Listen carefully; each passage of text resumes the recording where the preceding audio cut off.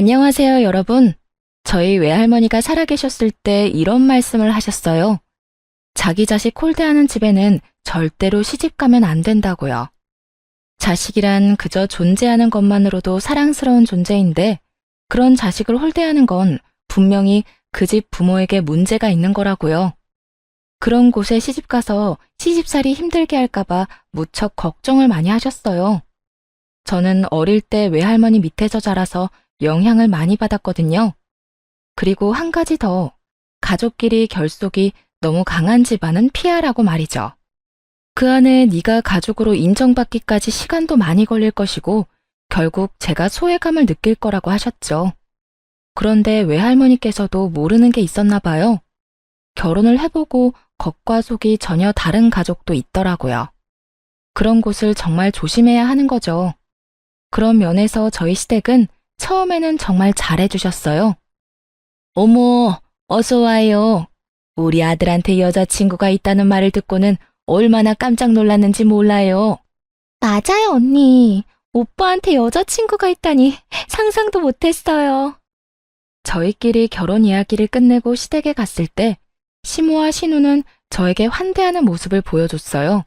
남편 나이가 당시에 38이었고 저도 동갑이었으니 저희 집에서는 빨리 시집가라는 느낌이었고 남편 집안도 그럴 거라고 생각하고 있었죠. 그렇게 설렘과 긴장을 안고 들어간 시댁에서 저는 의외의 상황과 맞닥뜨렸어요. 근데 얼마나 사귀었어요? 오래 사귀었어요? 저희 1년 좀 안 되는 기간 동안 사귀었어요. 아무래도 나이가 있다 보니 자연스레 결혼 이야기 나왔고요. 어머, 1년도 안 됐는데 결혼 이야기 하는 거야? 요즘 애들 그렇게 빠르게 결혼 선택했다가 이혼도 많이 하잖아. 그래도 연애를 2년 정도는 해보고 결혼을 해야 하지 않을까? 저희 집에서는 벌써 결혼하라고 난리라서요. 이 사람이 워낙 괜찮은 사람이라 저도 한다면 빨리 하고 싶고요. 저는 남편을 보며 싱긋 웃었죠.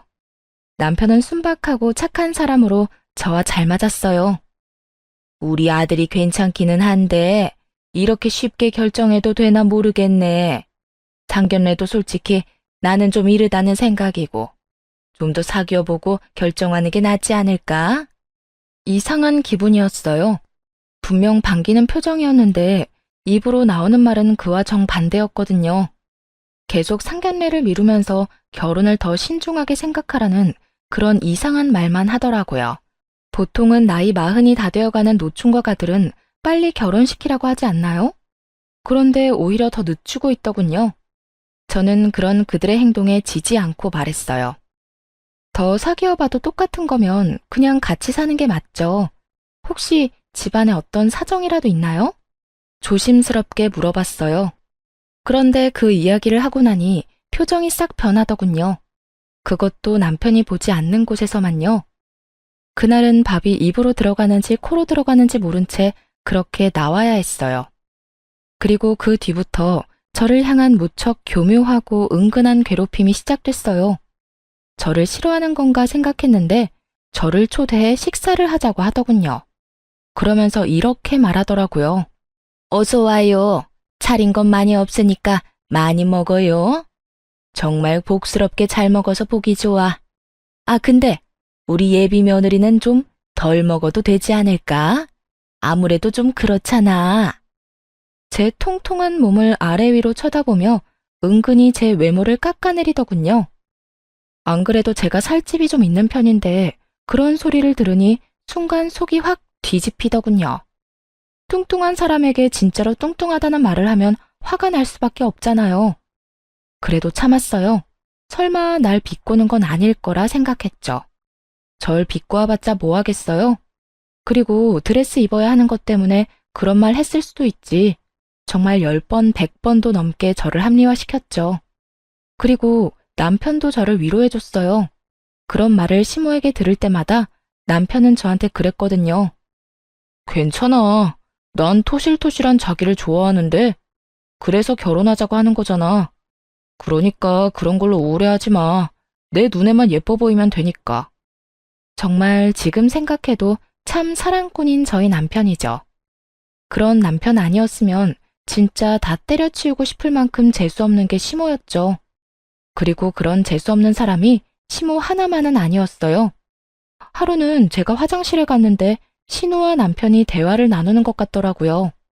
집에 있는 화장실인데 방음이 잘 안 되는 건지 둘이 화장실과 가까운 곳에 있어서 그런 건지 소리가 들리더라고요. 그런데 신우가 어이없는 소리를 남편에게 하더라고요. 오빠는 저 사람 어디가 좋아서 만나? 예쁘지도 않고 그렇다고 직업이 좋은 것도 아니고. 그리고 우리 엄마한테도 가끔씩 정색하는 거 봤거든? 게다가 나까지 무시하는 시선 보낸다니까. 그것도 오빠 없을 때만. 화장실 안에서 그 이야기 듣는데 누구 이야기인가 싶었어요. 그런 적 없고 그런 짓만 당했는데 제가 대체 누구에게 그런 짓을 했다는 거죠? 어쨌든 나는 그 여자랑 오빠 결혼하는 거 싫어. 오빠가 결혼 다시 생각해보면 안 돼? 더 이상 듣고 있기 싫어서 일부러 화장실 문을 요란하게 열고 밖으로 나왔어요. 그랬더니 신우가 셀쭉한 얼굴로 저를 노려보더군요. 정말 갈수록 이해 불가였어요. 제가 대체 뭘 했길래 이 사람들한테 이런 취급을 받는지 도무지 짐작 가는 일이 아무것도 없었거든요. 그래도 다행인 것은 남편은 그런 방해에도 절대로 낚이지 않았다는 거죠. 결국 자기 마음대로 되지 않는 남편을 시모와 신우는 번갈아가며 괴롭혔어요. 은근한 전략이 안 먹히는 것 같으니 그 후에는 아주 직접적으로 남편에게 요구하더라고요. 나는 저 애를 며느리로 삼기 싫어. 덩치도 크고 얼마나 게을러 보이니? 그렇지 않아도 너희 아버지 암 때문에 병원에 계시고 할머니도 요양원에 계시는데 저런 애가 들어와서 도움이 될 리가 없잖아. 그래, 오빠는 사람 보는 눈이 너무 없어. 더 괜찮은 사람이 있을 건데 왜 저런 여자를 데려와? 나는 이 결혼 절대 반대야. 그리고 오빠도 알잖아. 부모가 반대하는 결혼했다가 어떻게 되는지. 우리랑 인연 끊고 싶으면 그 여자랑 결혼하던가. 정말 상상을 초월하는 말로 남편을 괴롭혔더군요. 저는 덩치가 있긴 하지만 그렇다고 게으른 성격은 아니었어요. 행동하는 것보다 많이 먹어서 그렇지 체력은 다른 사람들보다 훨씬 좋은 편이었고요. 그리고 저는 저를 사랑해주는 사람을 그대로 놓아버릴 정도로 포기가 빠른 편은 아니었어요. 오히려 물고 늘어지는 편이었죠. 그리고 다들 알다시피 자고로 연애라는 건 주변에서 말릴수록 더 불타오르는 거라고 하지 않던가요? 친구처럼 잔잔하고 평화롭던 저와 남편의 사랑은 방해꾼의 등장으로 뜨겁게 불타올랐거든요. 저는 어떤 방법을 써서라도 남편과 결혼을 하기로 결심했어요.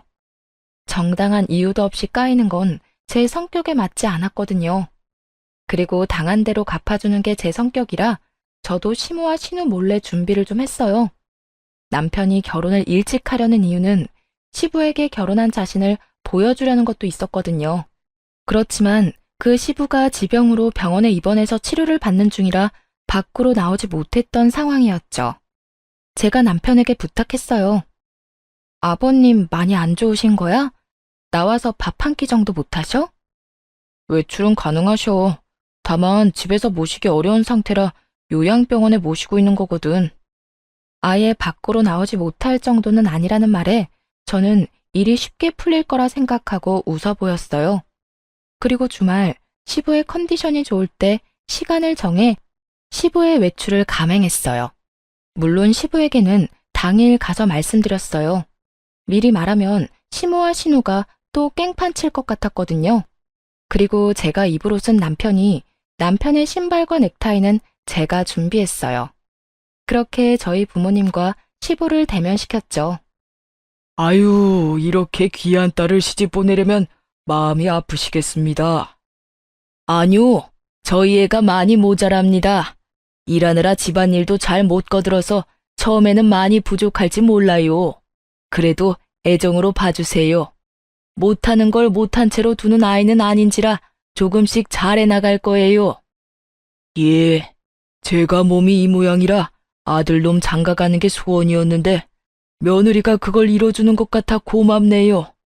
그리고 입원한 동안 아들 통해서 며느리가 이것저것 제 편의를 많이 봐줬다고 들었습니다. 이렇게 야무지니 우리 아들은 복 받은 거지요. 시부가 입원한 동안 남편을 통해서 시부에게 이것저것 챙겨줬거든요.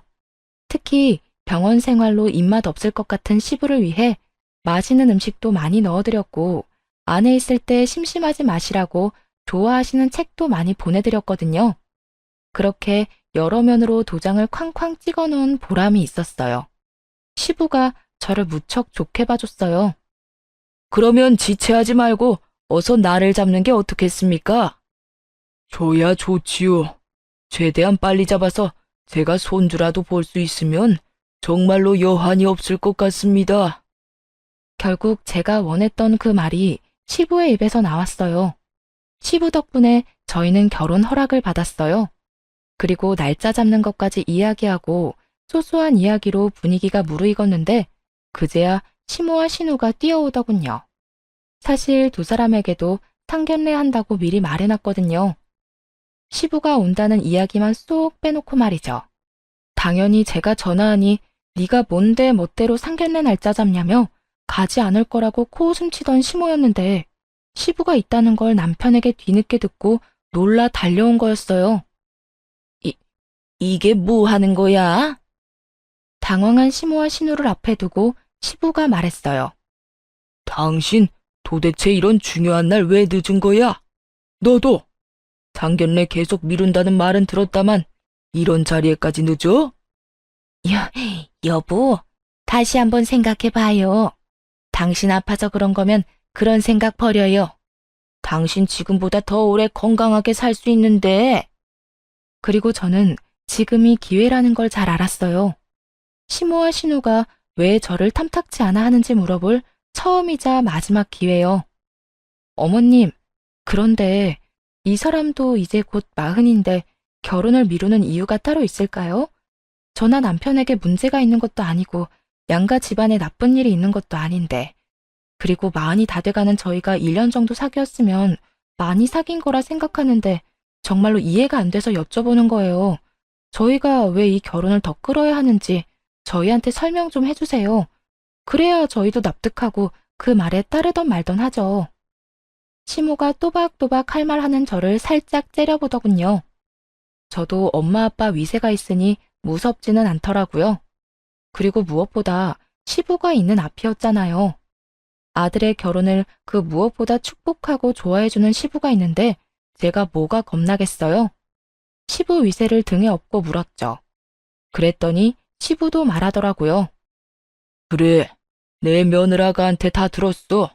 대체 왜 그런 짓을 했어? 듣고 있으니 내가 기가 막히고 어이가 없어서 언제든 빨리 결혼시키고 싶다며.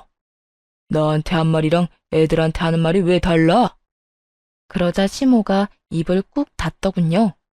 뭔가 있는 것 같았지만 말하지 않더라고요.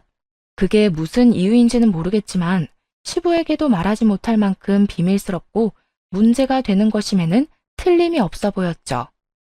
그날을 기점으로 제 안에서 시모는 꿍꿍이가 있는 사람 1위에 올라섰어요. 그렇지만 시부를 끌어들인 보람이 있었는지 결혼은 빠르게 진행됐어요. 조금만 더 늦었으면 다음해 말까지 기다렸어야 할 뻔했거든요. 결혼 과정에서도 여러 가지로 성가시게 하던 시모는 시부의 전화 한 통이면 쪼그라들어서 결혼 준비는 문제없이 해나갔어요. 그렇게 저와 남편은 결혼을 했어요. 그리고 가장 먼저 한 건 남편의 통장 관리였죠. 남편은 매달 50만 원씩 시모에게 용돈을 주고 있었어요. 솔직히 너무 많다 싶었지만 그건 남편이 자기 부모에게 주는 거니 제가 손댈 부분이라고 생각지 않았어요. 게다가 시모도 조모와 시부를 돌보느라 많이 힘든 건 사실이었거든요. 남편에게 듣기로는 조모도 살아계시는데 1급 시력장애와 노환으로 요양원에 계신다고 했거든요. 그러니 시모는 본인의 남편 병간호도 해야 하고 시어머니의 병간호도 해야 하는 상황이었던 거죠. 직장을 다니지는 않지만 힘든 일을 하는 분이니 그 정도 용돈 드리는 건 아깝지 않다고 생각했어요. 그렇게 결혼하고 6년쯤 지났을 때는 서로가 서로에게 어느 정도 익숙해진 상황이었어요.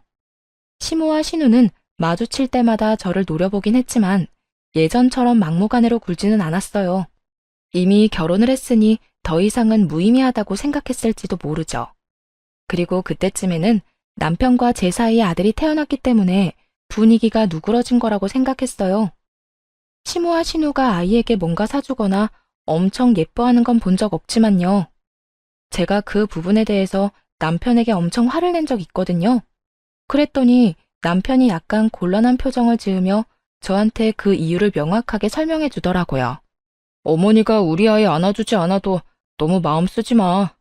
사실은 어머니가 새어머니거든. 그래도 여태껏 나 키워주셨어. 그러니까 그 부분은 깊게 생각하지 마. 어머니도 핏줄에게 더 마음이 가는 거겠지. 나 키워준 것만으로도 고맙게 생각하고 있어. 그 이상 바라면 욕심이지.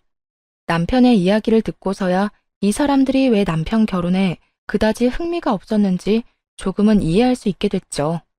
자기 자식이 아니니까 결혼을 늦게 가든 노총각으로 늙어 죽든 상관 안 한 모양이다 싶었어요.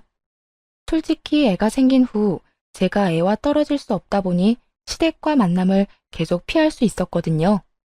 그러다 얼마 전 시모가 외출하려다 계단에서 구르는 바람에 다리뼈가 골절되는 사건이 벌어졌어요. 골절된 뼈가 붙을 때까지 병원에 입원했는데 나올 때 저희가 시댁으로 모셨어요. 그런데 가는 차 안에서 시모가 툭 한마디를 내뱉었어요. 우리 집 말고 너희 집으로 가자. 네? 저희 집이요? 그래. 시어머니가 다쳤는데 너희는 그냥 집에만 내려다주고 갈 생각이었니? 지금 당장 거동도 제대로 못하는데 목발 짚으니 겨드랑이랑 어깨도 너무 아프고 온몸이 별로야. 그러니 너희가 내 수발 좀 들어야겠다. 저는 당황했어요. 이제 막 새돌이 된 아기가 있는 맞벌이 집이었어요. 남편은 야근이 잦았고 저는 퇴근과 함께 육아 시작인 사람이었거든요. 그런 상황에서 시모까지 떠맡으라는 건 너무한 일이었어요. 어머님, 저희 맞벌이에요. 게다가 애까지 키우고 있어서 어머님 수발 드는 게 쉽지는 않을 것 같아요. 아니면 아가씨 댁에 가 계시는 건 어때요? 아가씨는 혼자 사는 데다가 일도 재택근무인 걸로 아는데. 언니, 생각이 있는 사람이에요? 결혼도 안 한 제가 어머니랑 같이 살면 어떤 인간이 나랑 연애하고 싶겠어요? 나 평생 노처녀로 늙어 죽게 만들려고 작정했어요? 그리고 이런 일에 맨입으로 해달라는 것 자체가 좀 경우 없는 일 아닌가요? 어머님이 평생 아프실 건 아니잖아요. 다리만 나으면 집으로 돌아가실 텐데 무슨 그런 소리를 하세요? 그리고 저희도 그냥 모셔달라는 건 아니에요. 어머님께 드리는 용돈에 더 못해서 한 달에 100만 원 어머님 편으로 붙여드릴게요. 그걸로 어머님 모셔주면 될 것 같은데. 꼴랑 100만 원으로 누구한테 그딴 일을 시켜요? 그리고 그 100만 원 중에 절반은 엄마 용돈이잖아요. 사람을 그따위 싼값에 부려먹어도 되는 일이에요? 200만 원 맞춰주면 생각해 볼게요. 상상을 초월한 금액에 슬금슬금 열이 나더군요. 아가씨, 보자하니 너무하시네요. 어머님 자식이 남편뿐이에요? 아가씨도 어머님 모실 자격 충분한데 그럼 저희한테 돈 주세요. 그 돈 받고 제가 일 그만두고 어머니 모실 테니까. 그만해라. 아들이 어머니 모시는 게 당연한 일이지. 너가 모시기 싫어서 내 딸한테 그런 소리 하는 거야? 먼저 돈 이야기 꺼낸 건 아가씨예요. 어쨌든 저희는 상황상 어머님 못 모시니까 아가씨랑 저희랑 모은 돈으로 요양병원이나 재활병원에 들어가서 치료라도 받으세요. 아들아, 네 와이프 하는 거 보고 할 말 없니? 내가 그래서 처음부터 마음에 안 든다고 누누이 말하지 않았어. 이거 봐라. 아픈 엄마 모시고 싶지도 않다며 네 누이 동생한테 미루는 것 좀 봐. 내가 이렇게 비참하게 살아야겠어? 어머니, 저도 어머니 마음은 이해가 가지만 저희 상황도 생각해 주세요. 저도 야근 많고 이 사람도 집에 와서 독박 육아해서 정말로 어머니 모실 시간 여유가 전혀 없어요. 병원이라도 들어가 계시면 자주 찾아뵙고 원하는 거 넣어드릴게요. 그리고 괜찮아지면 집으로 오시면 되고요. 뭔가 남편이 한마디 해주길 바란 모양이더라고요. 그런데 남편이 그렇게 나오니 시모가 기가 찬 듯 남편을 쳐다봤어요. 너 결혼했다고 사람이 바뀌었네. 예전에는 내가 하란 대로 꼬박꼬박 해주더니 이제는 그런 거 해줄 필요 없니? 그것도 다 네 와이프가 뒤에서 시키는 거겠지? 와이프한테 제발 뭐라고 하지 마세요.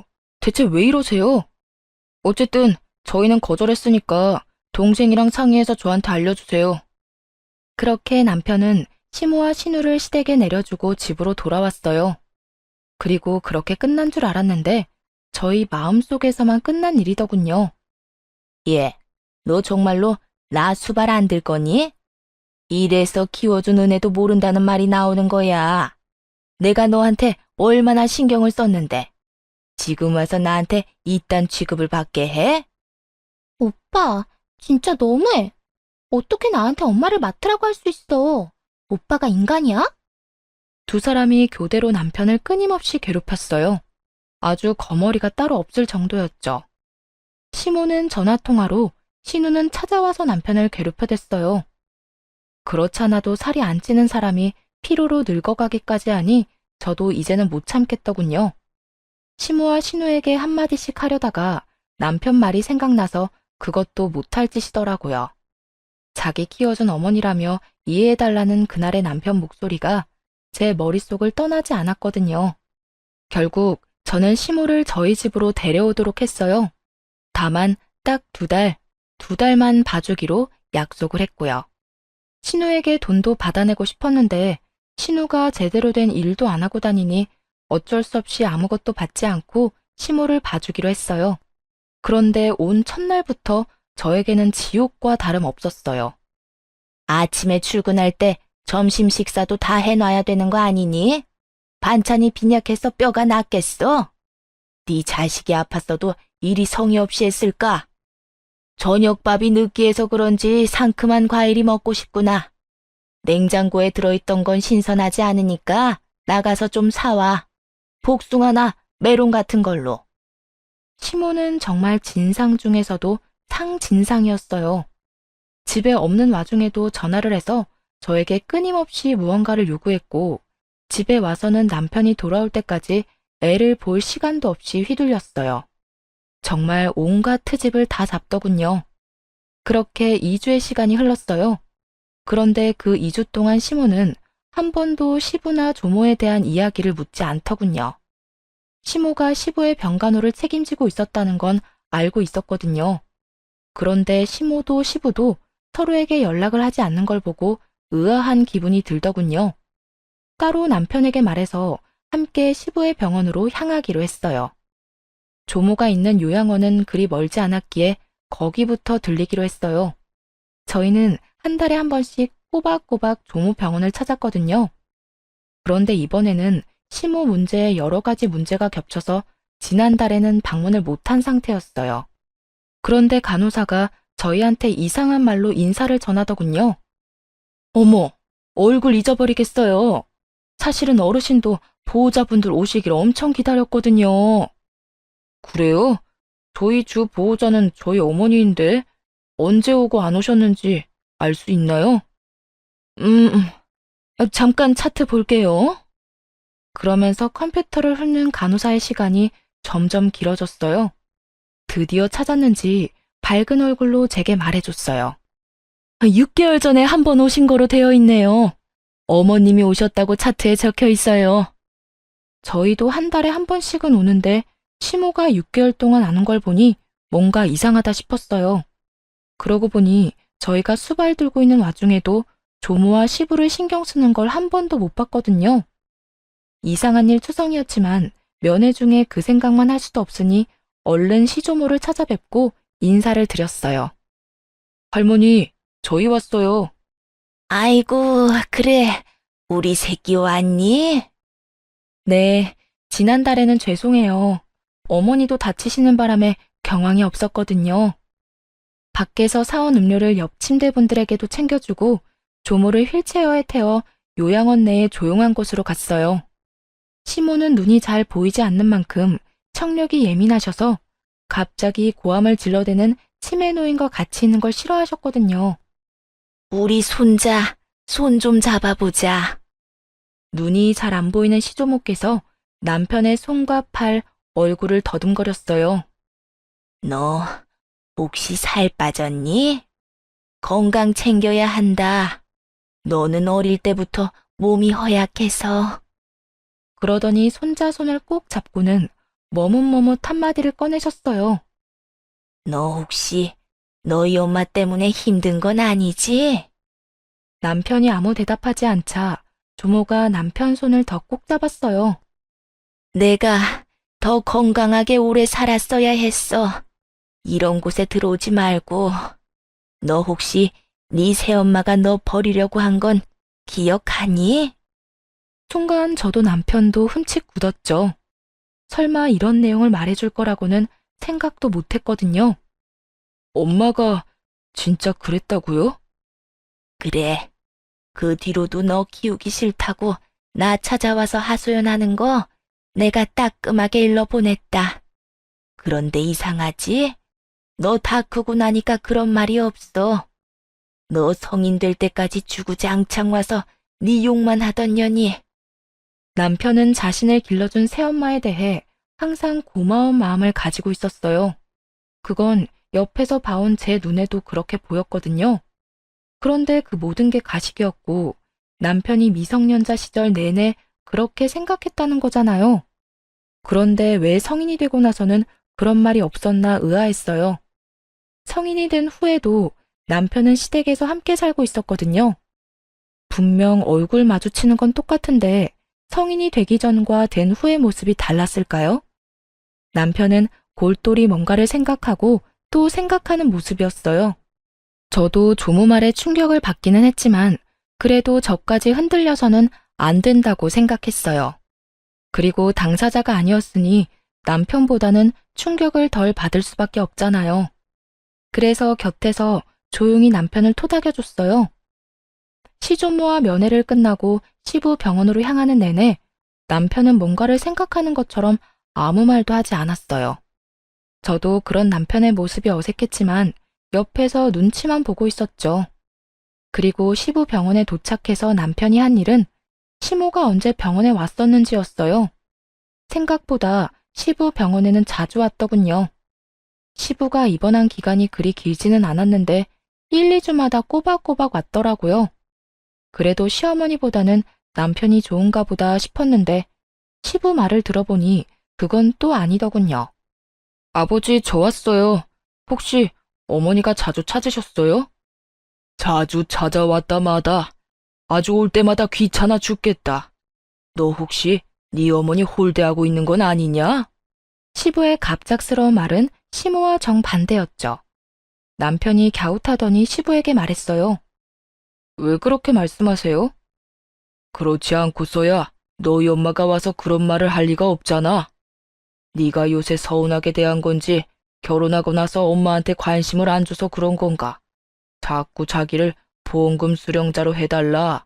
집은 딸한테 주라며 나한테 요구를 하잖아. 요새 네 동생이 너희 엄마 모시고 있다던데 어머니 잘 들여다보고 신경도 쓰고 그래라. 네가 자기한테 신경 안 쓴다고 딸밖에 없다며 지금 살고 있는 집 명의 네 동생 앞으로 돌려달라는데 네 엄마가 얼마나 불안했으면 그런 소리를 했겠냐. 이제 너도 엄마 알아서 챙겨드리고 그래. 보험금 수신인을 바꿔달라는 말이 이렇게 무섭게 들리긴 처음이었어요. 어머니가 그런 말을 하셨어요? 그럼 동생은 별말 없었어요? 너희 할머니 돌보는 것도 네 여동생이 하고 싶다고 하더구나. 그것 때문에 매달 돈 필요하다고 해서 돈 좀 주고 있어. 50만 원씩. 저와 남편은 순간 뒤통수를 제대로 맞은 기분이 들었어요. 조모 병원에 넣어두고 돌봐주지도 않던 신우가 돈까지 받아갔다는 이야기에 남편 눈이 뒤집어졌어요. 왜냐면 조모에게 필요한 물건이 있으면 본래 주 보호자에게 연락이 가는데 주 보호자가 연락을 받지 않으면 그 다음 보호자에게 연락이 오거든요. 그래서 간호사가 남편에게 매번 전화를 했어요. 필요한 게 있을 때마다 챙겨달라고 말이죠. 그래놓고 지금 시무마저 우리에게 넘기고 자기는 아무런 노력 없이 돈만 챙겨가고 있었으니 남편이 느꼈을 배신감이 상상도 되지 않더군요. 시부 옆에서 수발 들면서 시부에게 뭐라도 뜯어내려고 안간 힘을 쓰는 시모의 모습을 본 것 같아 저도 기분이 안 좋았고요. 사실 시댁 재산권은 전부 시부에게 있거든요. 여태껏 아무것도 안 주고 틀어지고 있으니 시모가 안달이 난 모양이었어요. 남편은 돌아오자마자 시모에게 따지더군요. 어머니, 혹시 제 결혼 반대한 거 제가 드리는 돈 때문이었어요? 그게 무슨 말이야, 뜬금없이. 아무것도 모른다는 듯 시모가 웃더군요. 남편은 그에 지지 않고 말했어요. 할머니한테 듣고 오는 길이에요. 저 성인 될 때까지 저 키우기 싫다고 그러셨다면서요? 어릴 때는 고아원에 갖다 버리라고 했다던데 사실인가요? 너 설마 그 늙은 노인 말만 믿고 나한테 이러는 거야? 옛날 일이야. 나도 기억도 안 나는 옛날 일. 그래서 아버지한테 가서 보험금 수령인 바꿔달라. 동생한테 유산 물려줘야 한다. 그렇게 열심히 개수작 부리신 거예요? 고아원 갖다 버리라고 할만하네요. 어릴 때 갖다 버렸으면 아버지 보험금이며 유산 다 어머니랑 동생 나눠 가지는 건데 안 그래요? 얘가 지금 무슨 소리를 하는 거야? 너 내가 여태껏 너희 집안에 얼마나 잘했는지 모르지? 젊어서는 너랑 딸 뒤치다꺼리 해야 했고, 늙어서는 할머니랑 네 아버지 병수발 들어야 했어. 그리고 내가 네 엄마고 내 남편 본처인데 당연히 그건 요구할 수 있는 거 아니니? 그렇죠. 어머니가 진짜로 그런 일들을 했으면 당연히 모든 걸 받을 만하죠. 그런데 왜 아버지한테 거짓말하셨어요? 지금 어머니 모시고 있는 건 저인데 동생이 모시고 있다고 거짓말하셨잖아요. 그리고 할머니 병원에 가본 적은 언제예요? 반년도 넘게 가보지도 않았던데 그거 아버지도 알고 있긴 해요. 동생도 마찬가지예요. 할머니 모시겠다고 해놓고 반년 넘게 와보지도 않고 여태껏 그런 명목으로 아버지한테 돈을 얼마나 받아가셨어요? 내가 받아가긴 뭘 받아가? 당연히 받아야 하는 돈이지. 그리고 너 이러는 거 아니다. 여태 키워준 은혜도 모르고. 남편은 시모 말을 무시한 채 신우에게 전화를 걸었어요. 신우가 전화를 받자마자 다짜고짜 말하더군요. 앞으로 어머니 네가 모셔. 난 모실 생각 없으니까 당장 와서 데리고 가. 그게 무슨 말이야? 갑자기 1억이야? 오빠가 봐주기로 했잖아. 왜 말을 바꿔? 그리고 엄마가 무슨 짐이야? 왜 여기저기 왔다 갔다 하게 만들어? 그럼 네가 애초에 데려가던가. 왜 나한테 맡겼어? 너희 엄마잖아. 나도 키워준 은혜 다 갚았다고 생각하고 있어. 한 달에 50만 원씩 20년을 꼬박 들였어. 그리고 어머니 필요한 거 있을 때마다 너한테 전화한 적 있어? 나한테 전화 와서 다 해먹었지. 갑자기 왜 이래? 오빠 진짜 웃긴다. 우리 엄마가 오빠 키워준 은혜는 생각도 안 해? 엄마가 얼마나 고생해가면서 오빠를 키웠는데. 그리고 우리 엄마 없었으면 오빠도 엄마 없이 불쌍하게 자랐을 거면서 이제 와서 버리는 거야? 그래서 돈 줬잖아. 내가 벌어서 매달 용돈 줬잖아. 20년을 처먹었으면 많이 먹은 거 아니야? 내가 그렇게 보기 싫었으면 애초에 아버지랑 결혼을 하지 말았어야지. 내가 죽어도 우리 아버지 아들인데. 딸, 너희 오빠가 도대체 왜 이러는지 모르겠다. 너희 할머니 전화 받고 와서는 나를 돈이나 탐하는 여자로 몰아가는데 미쳐버리겠어. 이래서 검은 머리 짐승 거두는 게 아닌데 내가 그때 왜 애 있는 남자랑 결혼했나 몰라. 다리도 지금 덜 붙었는데 나 쫓아내려고 난리가 났어. 네가 어떻게 좀 해줘. 오빠, 이러면 나도 아빠한테 다 잃을 거야? 이르라고. 그러면 나도 똑같이 아버지한테 말씀드릴게. 너 할머니 모시겠다고 해놓고 요양원 처박아 놓고 반년 동안 가보지도 않고 필요하다는 물품 넣어주지도 않은 거 내가 다 말할게. 그럼 되겠네. 남편 말에 신우가 입을 딱 닫더군요. 자기가 잘못한 게 있으니 대꾸할 말이 있을 리가 없죠. 뭐가 됐든 난 절대로 엄마 안 모셔. 부양 안 할 거야. 어머니 기분 좋으시겠어요. 하나뿐인 딸이 절대로 어머니 수발은 안 든다네요. 근데 어쩌죠? 이제 저도 당신 자식 아닌데. 친자가 아니니까 부양 의무는 없는 거 맞죠? 친자식한테 부양하라고 하세요. 남편은 그 길로 시모를 강제로 끌어내 차에 태웠어요. 그리고 신우 집 앞에 시모와 시모가 가지고 온 짐을 덜렁 내려놨죠. 시모가 고래고래 고함을 지르더군요. 네가 이러고도 무사할 줄 알아? 부모를 노상에 두고 가는 놈이 어딨어? 두고 봐라. 내가 너 용서 안 할 거야. 누가 부모예요? 자식 버리려던 계모 주제에 부모? 웃기고 있네. 남편은 시모와 신우의 연락을 싹 다 무시하고 시부 병원으로 향했어요. 그리고 병원에 입원한 시부에게 다 이야기했어요. 시부가 그간의 이야기를 듣고는 충격을 받아 시모를 불러냈어요. 시모는 억울한 표정 한껏 지으며 신우와 들어오더군요. 여보, 내가 어떤 꼴을 당했는지 알아요? 당신 없다고 저 녀석이 나를 얼마나 홀대하던지. 뼈가 다 붙지도 않았는데 저를 강제로 쫓아내더라니까요. 당신 딸 집에 있는 거 아니었어? 나한테는 딸이 수발 다 든다고 했잖아. 그제야 자기가 말실수를 했다는 걸 깨달았는지 입술을 꽉 닫더군요.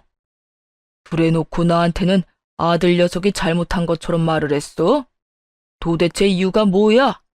그리고 당신, 어머니 요양원에 모셔놓고 어떻게 반년 동안 병문안을 안 가볼 수가 있어? 며느리잖아. 그러라고 돈도 줬잖아. 나한테 오는 길에 어머니 뵙고 왔다면서 뻔뻔하게 거짓말을 해? 그래놓고 뭐? 보험금 수령인을 당신 앞으로 해달라고? 당신 같은 거짓말쟁이한테? 여보, 제가 하는 이야기 믿지 마요. 그거 다 우리 이간질 시키려고. 이간질은 무슨, 내가 병원에 전화해서 직접 알아봤는데. 이게 대체 뭐 하는 짓이야? 당신이 그러고도 사람이야? 나 병원에 입원하면서 딱 한 가지 부탁했어. 어머니 잘 좀 모셔달라고. 그런데 보라는 어머니는 안 보고 나한테 찾아와서 돈 뜯을 생각만 해? 아버지, 어머니한테만 뭐라고 하지 마요. 엄마가 얼마나 힘들었는데요. 아버지가 그러면 안 되죠. 그래, 안 되겠지. 네 엄마처럼 너도 나한테 거짓말하고 할머니 내버려 뒀잖아. 도대체가 내가 입원한 동안 무슨 일이 생긴 거야? 당신, 지금 당장 우리 집에서 나가. 주민등록 말소 신청할 테니까. 여보, 아버지! 나 부르지 마라. 가만 보니 우리 아들 결혼 계속 미룬 것부터 이상하다 싶었어. 나하고 말할 때는 빨리 장가 보내야 한다더니 장가 간다는 애한테 못 가게 막은 거 아들 돈 때문이지? 우리 아들이 돈 벌어서 당신한테 돈 주고 내가 당신 고생한다고 생활비조로 돈 주고 그러니까 일도 안 하고 편하게 지내려고. 결국 시부의 불호령에 시모와 신우는 아무 소리도 못하고 쫓겨났어요. 그리고 정말로 시부는 시모의 주민등록을 말소시켜버렸어요. 두 사람은 재혼인데다가 등본상으로는 배우자가 아닌 동거인으로 되어 있어서 가정이 좀 단순했죠. 이혼도 필요 없는 상황이더라고요. 법적으로 혼인신고가 된 게 아니었더라고요. 나중에 알게 된 사실인데 시모가 몇 달 있어보고 아니다 싶으면 튈 생각이었나 보더라고요. 그래서 시부 쪽이 아닌 시모 쪽에서 혼인신고는 안 하겠다고 했고 그 뒤로 계속 이렇게 혼인신고 안 하고 살았다더군요.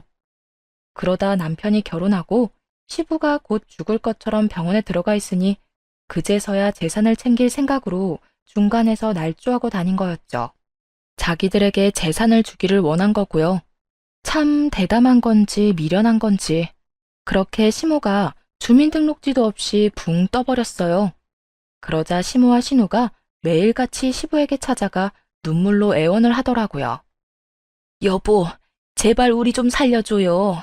이제 나가면 우리는 어떻게 살아요? 주민등록만이라도 당신 앞으로 해줘요. 네? 잘못을 빌지 않고 자기 불쌍한 것만 내세운 꼴을 보니 아직도 정신 못 차렸다 싶었죠. 내가 미쳤어?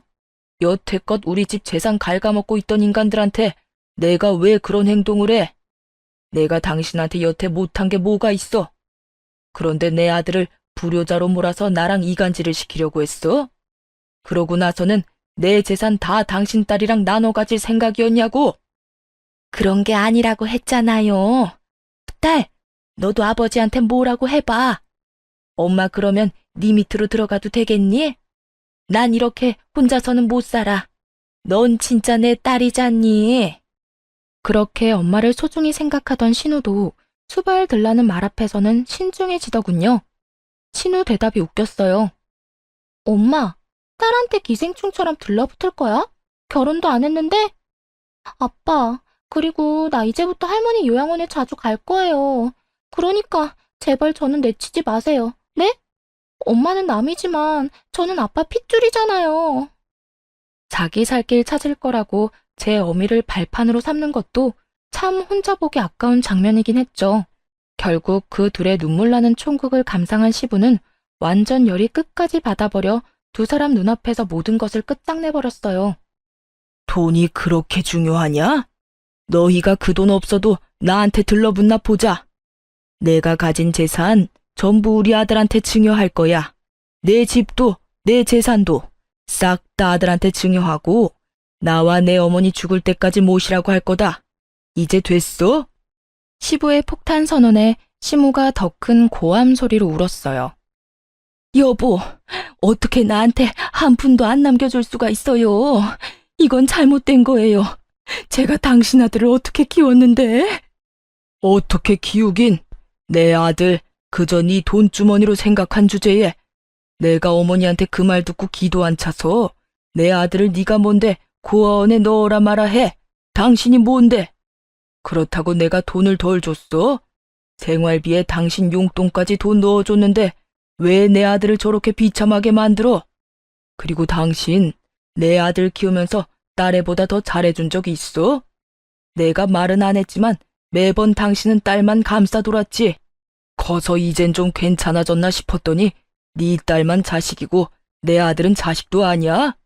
내가 네 딸년 신경 써줬으면 너도 내 아들 힘들게 만들지 말았어야지.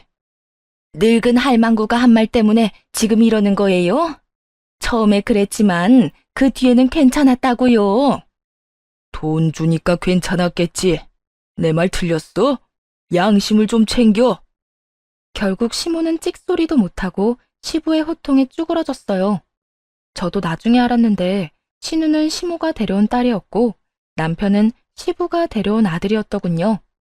나이 차가 좀 있어서 제가 후 시모가 낳은 아이라고 생각했는데 피도 이어지지 않은 모양이었더라고요. 신우는 그 사실도 몰랐는지 자기가 시부의 딸이 아니라는 걸 알고 더 놀랐어요. 솔직히 시부가 딸을 대함에 있어서 너무 격없고 잘해줬기에 핏줄이 아니라는 건 예상도 못했었어요. 결국 한바탕 난리가 나고 시모와 신우는 그 뒤로 감쪽같이 모습을 감췄어요. 그리고 몇 달 뒤에 소식을 듣게 됐어요. 시모가 치매에 걸렸다는 소식이요. 연세가 그래도 그렇게 많지는 않았는데 짧은 시간 스트레스를 많이 받은 모양이었더라고요. 알고 보니 시부에게 쫓겨나서 갈 곳 없으니 신우 집에서 지내게 해달라고 사정했던 것 같더라고요. 절대로 수발 안 들겠다며 버티던 신우가 한 가지 조건으로 집에 살 수 있도록 해줬대요. 월세를 받겠다고 했답니다. 자기 어머니한테 그리고 집에서 쓰는 거 다 시모가 벌어서 쓰라고 했다네요. 결국 시모는 늙은 60대 후반의 나이에 여기저기 돈 벌러 해본 적도 없던 농사일에 굳은 일까지 했다고 해요. 열심히 신우의 빨대가 되어 돈 벌어다 줬는데 결국 얻은 건 치매뿐이었죠. 참 똑같은 인간들이었어요. 아들 장가도 못 가게 하고 빨대 꽂으려 했던 시모나 그런 늙은 시모에게 빨대 꽂아서 치매에 걸리게 만든 신우나 거기서 거기더라고요. 그 이야기 듣는데 참 헛웃음만 나오더군요. 시모와 신우가 양보하고 조금씩 물러섰다면 상황은 이런 식으로 흐르지는 않았을 거예요. 남편은 책임감이 강하고 주변 사람들에게 참 잘하는 사람이거든요. 떡을 하나 받으면 떡 한 봉지로 갚는 사람이요. 시모가 마지막까지 모르는 게 하나 있었는데 시모는 이 모든 사태가 시조모의 말 때문에 일어난 거라고 착각하고 있더라고요. 그런데 남편은 이미 시모가 자신을 싫어한다는 생각을 어렴풋이 하고 있었더라고요. 특히 결혼하고 나서 그것을 제일 강하게 느꼈다고 하더군요. 우리 아이가 태어나고 눈길 한 번 안 주고 안아주지도 않았으니까요. 하물며 친정에서 아기용품이 선물로 수두룩하게 흘러들어올 때 시댁에서는 아무것도 주지 않고 관심조차 주지 않았을 때 그때 정말 강하게 그런 느낌을 받았대요. 그래서 그 뒤에 알게 된 그 이야기에 더 화가 났던 거고요. 만약 시모가 남편을 최소한 싫어하지는 않았더라도 남편은 시모의 가장 든든한 사람이 되었을 거예요. 신우도 마찬가지죠.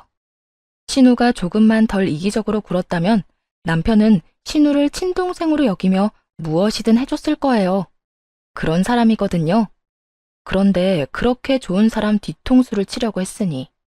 사실 남편이 동생 결혼할 때 대비해서 적금도 모으고 있었거든요. 아버지 아프고 아버지 번 돈이 병원비로 들어가는 상황에서 동생이랑 어머니는 자기가 책임져야 한다고 생각했나 봐요. 그런데 그런 식으로 뒤통수를 맞았으니 그 사람들 서로가 서로에게 하는 것만 봐도 인연 끊는 게 충분히 이해가 가는 사람들이잖아요. 시모는 딸한테 시달려 등골 빠지게 일하다 치매나 걸리고 딸은 시모한테 빨대 꽂으려다 더 큰 짐을 얻게 됐으니 자기가 뿌린 대로 고스란히 걷어들인 거였죠. 어쨌든 이제라도 그 무시무시한 모녀들과 인연을 끊게 돼서 다행이라고 생각해요. 정말 남편 잘 만나도 시댁 잘못 만나면 큰일 나는 일이더라고요. 남편은 좀 침울해 보였지만 지금은 더 개운한 모습이고요. 시부와 시조모는 저희가 자주 들리고 외박해서 집에 자주 모시니 예전보다 더 좋아하세요.